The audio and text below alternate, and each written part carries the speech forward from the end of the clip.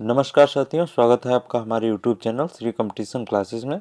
साथियों, यह इकोनॉमिक्स का थर्ड लेक्चर है।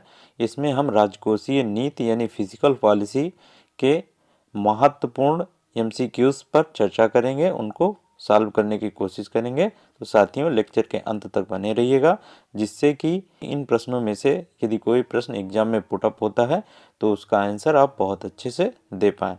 तो साथियों, आइए शुरू करते हैं। साथियों, पहला क्वेश्चन है, भारत में राजकोषीय नीति का निर्धारण किसके द्वारा किया जाता है? तो आंसर हो जाएगा इसका वित्त मंत्रालय के द्वारा। हमने पहले लेक्चर में पढ़ा था कि राजकोषीय नीति का निर्धारण किसके द्वारा किया जाता है? वित्त मंत्रालय के द्वारा। अब इस प्रश्न से संबंधित कुछ महत्वपूर्ण तथ्य हैं, उनको जान लेते हैं। मौद्रिक नीति का निर्धारण किसके द्वारा किया जाता है? तो आंसर हो जाएगा इसका RBI द्वारा। वित्त मंत्रालय द्वारा राजकोषीय नीति का निर्धारण किया जाता है और मौद्रिक नीति का निर्धारण RBI द्वारा किया जाता है। और वित्त आयोग का क्या कार्य है? वित्त आयोग का कार्य केंद्र एवं राज्यों के मध्य राजस्व एवं वित्त का बंटवारा करना है। योजना आयोग की स्थापना कब हुई थी? तो आंसर हो जाएगा 15 मार्च 1950 को योजना आयोग की स्थापना हुई थी। नेक्स्ट क्वेश्चन, भारत सरकार की राजकोषीय नीति का निम्न में से कौन सा एक उद्देश्य नहीं है? तो पूर्ण रोजगार प्रदान करना राजकोषीय नीति का हिस्सा होता है, उद्देश्य होता है। मूल्य स्थिरता, ये भी राजकोषीय नीति का उद्देश्य होता है। अंतर्राज्यीय व्यापार का नियमन, यह राजकोषीय नीति का उद्देश्य नहीं होता है। धन तथा आय का न्यायोचित वितरण, ये भी राजकोषीय नीति का उद्देश्य होता है, पार्ट होता है। ठीक है, तो राजकोषीय नीति के बेसिकली 3 उद्देश्य होते हैं। ठीक, पूर्ण रोजगार, मूल्य स्थिरता तथा धन एवं आय का न्यायोचित वितरण, या यूं कह लें धन एवं संसाधनों का न्यायोचित वितरण। नेक्स्ट क्वेश्चन, निम्नलिखित में से कौन एक राजकोषीय नीति का भाग है? उत्पादन नीति, कर नीति, विदेशी नीति, ब्याज नीति। तो आंसर हो जाएगा कर नीति, क्योंकि जब हमने इकोनॉमिक का पहला लेक्चर पढ़ा था तो उसमें हमने जाना था कौन सी प्राप्तियां पूंजी प्राप्तियां होती हैं। ठीक है, कौन सी प्राप्तियां राजस्व प्राप्तियां होती हैं, या कौन से व्यय पूंजी व्यय होते हैं, या कौन से व्यय राजस्व व्यय होते हैं। तो राजस्व व्यय, पूंजी व्यय, राजस्व प्राप्तियां और पूंजी प्राप्तियां, ये चारों राजकोषीय नीति का हिस्सा है, राजकोषीय नीति को निर्धारण करने में लागू होते हैं। तो यहाँ पे आंसर इसका हो जाएगा कर नीति जो है राजकोषीय नीति का एक हिस्सा है। तो जैसे कौन कौन सी प्राप्तियां राजकोषीय नीति के अंतर्गत आएंगी? कर से प्राप्त होने वाली प्राप्तियां, सरकार द्वारा वसूला गया जुर्माना, दिए गए ऋण पर प्राप्त होने वाला ब्याज, सार्वजनिक क्षेत्र की कंपनियों से प्राप्त लाभांश, किराए या पट्टे से प्राप्त होने वाली आय, सेवा शुल्क जैसे जलापूर्ति, विद्युत आपूर्ति या परिवहन से प्राप्त होने वाला सेवा शुल्क, सरकारी कंपनियों के निजीकरण से प्राप्त होने वाली प्राप्तियां, शेयरों की बिक्री से प्राप्त होने वाली प्राप्तियां, सार्वजनिक क्षेत्र की कंपनियों के शेयरों की बिक्री से प्राप्त होने वाली प्राप्तियां, संपत्ति को बेचकर प्राप्त होने वाली प्राप्तियां जैसे भूमि है, भवन है। नेक्स्ट क्वेश्चन, संघ सरकार के निम्नलिखित बजट घाटों को उनके घटते हुए क्रम में व्यवस्थित कीजिए। तो ये इस प्रकार हो जाएगा, सबसे बड़ा जो घाटा होता है वो राजकोषीय घाटा होता है, फिर राजस्व घाटा और फिर प्राथमिक घाटा, यानी 2, 3, 1 विकल्प ए सही हो जाएगा। अब यहाँ पे इस प्रश्न से संबंधित कुछ महत्वपूर्ण तथ्य देख लेते हैं। हमने दूसरे लेक्चर में पढ़ा था कि राजकोषीय घाटा किसके बराबर होता है? कुल प्राप्तियों, यानी कुल प्राप्तियों में कौन कौन सी? राजस्व प्राप्ति और पूंजी प्राप्ति, और उसमें से क्या लेस कर देते हैं? कुल व्यय, यानी कि राजस्व व्यय प्लस पूंजी व्यय। अब चूंकि यहाँ पे राजकोषीय घाटा है, घाटा कब होगा? जब व्यय ज़्यादा होगा और प्राप्तियाँ कम होंगी। और इस घाटे को संतुलित करने के लिए सरकार क्या करेगी? ऋण लेगी, और लिया गया ऋण ही राजकोषीय घाटे के बराबर होता है। ये हमने अपने सेकंड लेक्चर में जाना था। राजस्व घाटा क्या होता है? राजस्व घाटा राजस्व प्राप्तियों में से राजस्व व्यय को घटा देते हैं तो राजस्व घाटा निकलता है। ये भी सेम है कि राजस्व व्यय जब ज़्यादा होगा तभी घाटा होगा और राजस्व प्राप्तियों की संख्या कम होगी। ठीक है। तो राजस्व व्यय में हमने जाना था कि जो एक बार धन सरकार के पास आ जाता है उसे पुनः वापस ना करना पड़े तो वो राजस्व प्राप्तियों के अंतर्गत आता है। जैसे कोई कर हो गया, ठीक है, कर से प्राप्त आय सरकार को कैसी आय होगी, राजस्व प्राप्तियां होंगी। जैसे सरकार ने किसी संस्था को ऋण दिया, ऋण पे प्राप्त ब्याज क्या होगा, राजस्व प्राप्तियां, क्योंकि ब्याज एक बार मिल गया उसे वापस नहीं करना पड़ेगा। लेकिन मूलधन जो है किसी संस्था को दिया गया ऋण मूलधन के रूप में, वो क्या होगा, वो वापस आएगा, या सरकार ने किसी संस्था से ऋण लिया है तो मूलधन सरकार को वापस करना पड़ेगा। अर्थात जिसमें लेन देन हो वो पूंजी प्राप्तियां। सिंपल सी हमने लॉजिक आपको बताया था। पूंजी में कौन सी प्राप्तियां आएंगी, लेन देन वाली, यानी कि जिनका लेन देन हो, यानी कुछ वस्तु दी जाए उसके उपरांत कुछ धन प्राप्त हो। जैसे कि सरकार यदि किसी अपनी संपत्ति को बेचकर धन प्राप्त करती है तो वो कैसा होगा, पूंजी प्राप्ति होगी, यानी सरकार ने अपनी वस्तु बेची और उसके बदले में कुछ सरकार को धन प्राप्त हुआ तो वहाँ पूंजी प्राप्ति होगी। सेकंड लेक्चर में हमने बहुत अच्छे से डिस्क्राइब किया है। यदि आपने अभी तक हमारा इकोनॉमिक्स का सेकंड लेक्चर नहीं देखा है तो आप प्लेलिस्ट में जाके सेकंड लेक्चर को अवश्य देखिएगा, तो आपको और ज़्यादा क्लियर हो जाएगा।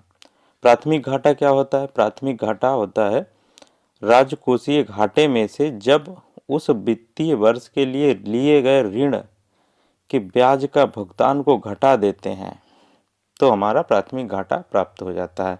जैसे सपोज दैट राजकोषीय घाटा 10 रुपये है, ठीक है, और उस वर्ष लिया गया ऋण कितना होगा, ये भी 10 रुपया होगा, क्योंकि हमने बताया राजकोषीय घाटा लिए गए ऋण के बराबर होता है। तो उस वर्ष जो लिया गया ऋण होगा वो भी 10 रुपया होगा, और 10 रुपयों पे दिया गया जो ब्याज है वो सपोज दैट 4 रुपये है, तो हमारा प्राथमिक घाटा कितना हो जाएगा, 6 रुपये। ठीक है, आई होप दैट आपको समझ आया होगा। नेक्स्ट क्वेश्चन, राजकोषीय नीति का संबंध निम्नलिखित में से किससे है, आरबीआई द्वारा बैंक दर परिवर्तन करने से, तो ये बिल्कुल नहीं होगा, क्योंकि आरबीआई का यहाँ कोई रोल नहीं होता है। आरबीआई का मॉनेटरी पॉलिसी यानी मौद्रिक नीति निर्धारण में रोल रहता है। नेक्स्ट विकल्प, कर लगाने और शासन के व्यय से संबंधित, तो यही ऑप्शन हमारा सही हो जाएगा, यानी कि कर लगाने और शासन के व्यय से संबंधित है राजकोषीय नीति। शेयर बाजारों को नियंत्रित करने से संबंधित, ये बिल्कुल नहीं। अंतर्राष्ट्रीय मुद्रा कोष से इसका कोई लेना देना नहीं है। नेक्स्ट क्वेश्चन, यदि कुल राजकोषीय घाटे में से ब्याज भुगतान को निकाल दिया जाए तो अवशेष को कहा जाएगा, तो इसको कहा जाएगा सकल प्राथमिक घाटा। अभी हमने पीछे आपको बताया, जैसे देखिए प्राथमिक घाटा किसे कहा जाएगा, राजकोषीय घाटे में से उस वर्ष लिया गया जो ऋण है उसके ब्याज को घटा दें तो प्राथमिक घाटा हमारा फाइंड आउट हो जाता है। यही यहाँ पूछा है इन्होंने कि कुल राजकोषीय घाटों में से ब्याज भुगतान को निकाल दिया जाए तो अवशेष क्या कहा जाएगा, तो सकल प्राथमिक घाटा कहा जाएगा। ये यूपी पीसीएस प्री में 2004 और 2008 में आया हुआ क्वेश्चन है। लगभग सभी आए हुए क्वेश्चन, जैसे ये लोअर पीसीएस में आया होगा।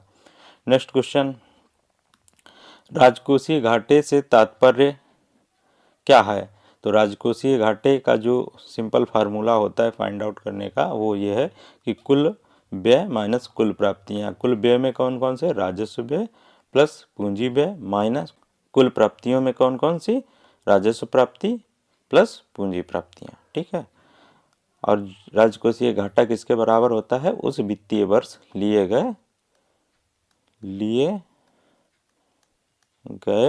ऋण के बराबर होता है, ऋण के बराबर।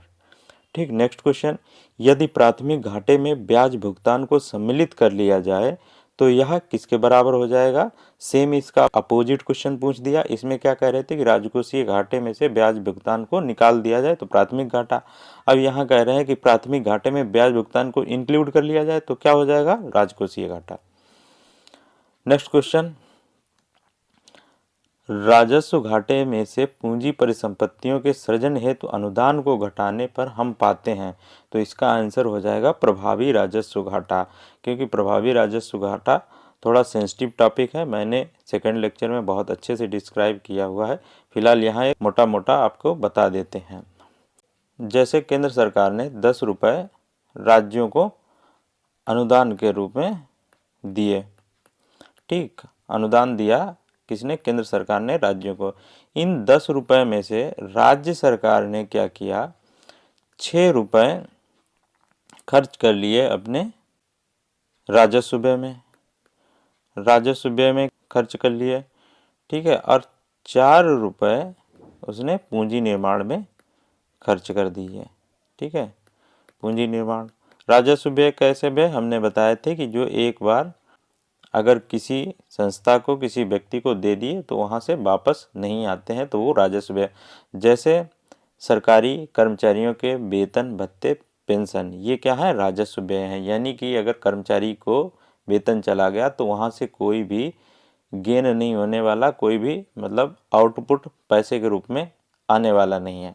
और पूंजी निर्माण, यदि सरकार ने कोई पार्क खोल दिया तो वहाँ से क्या होगा कि पैसा वापस आएगा। तो इस प्रकार से, या सड़क बनवा दी, वहाँ से भी क्या है? टोल टैक्स वापस आएगा। तो जो 10 रुपये में से 4 रुपये जो राज्य ने पूंजी निर्माण के रूप में खर्च किए, उसी को यदि हम राजस्व घाटे में से घटा दें तो हमारा क्या फाइंड आउट होगा? प्रभावी राजस्व घाटा, ठीक है। आई होप दैट आपको अच्छे से समझ में आया होगा। तो यहाँ लिखा भी है, वह हिस्सा जो राज्यों द्वारा पूंजी निर्माण के लिए खर्च किया जाता है, खर्च किया गया हो, राजस्व घाटे में से घटाने से प्रभावी राजस्व घाटा प्राप्त होता है, ठीक है। नेक्स्ट क्वेश्चन की ओर चलते हैं। संघीय सरकार के बजटों में राजकोषीय घाटे के बड़े भाग की पूर्ति की जाती है, तो इसका आंसर हो जाएगा घरेलू उधारों से। सरकार अपने घरेलू संस्थाओं से उधार लेके राजकोषीय घाटे की पूर्ति करती है। नेक्स्ट क्वेश्चन, राजस्व घाटे की अपेक्षा राजकोषीय घाटा सदैव ज़्यादा रहेगा। अभी पीछे डिस्कस कर चुके हैं कि सबसे पहले राजकोषीय घाटा, राजकोषीय घाटा, और उसके बाद राजस्व घाटा,